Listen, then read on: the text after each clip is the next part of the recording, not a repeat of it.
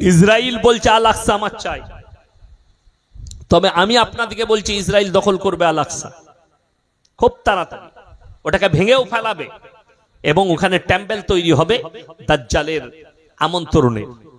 ওই জায়গাতেই ওই টেম্পলের সামনেই ঈসা মাসিহ দাজ্জালকে হত্যা করবেন, আল্লাহ রাসূলের হাদিস। এবং ওখানে আল আকসায় ঝান্ডা গাড়বেন, বিজয়ের ঝান্ডা। গোটা পৃথিবীতে ইসলাম প্রতিষ্ঠিত হয়ে যাবে কিয়ামতের পূর্বে। দাজ্জালের যখন অভিভাব চলবে, রাসূলের হাদিস আছে যারা মুমিন হবে তারা লুকিয়ে পড়বে। ইমাম মেহেদী এবং তার দল তারা আত্মগোপন করবে, হযরতে ঈসা মাসিহ নামবেন, তারপরে তারা যুদ্ধই পুরোপুরি লেগে পড়বে। কার সঙ্গে? দাজ্জালের সঙ্গে।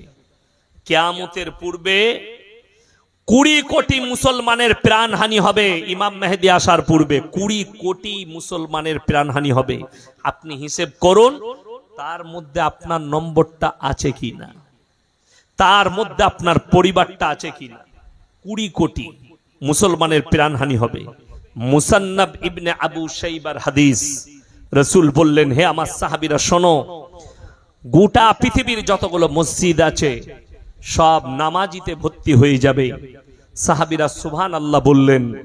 নবীজি ইতস্ত বোধ করে বললেন, হে আমার সাহাবীরা শোনো, সেই নামাজিগুলো থাকবে সুদখোর আর হারামখোর নামাজি, তাদের মধ্যে মুমিন খুঁজে পাওয়া মুশকিল হবে।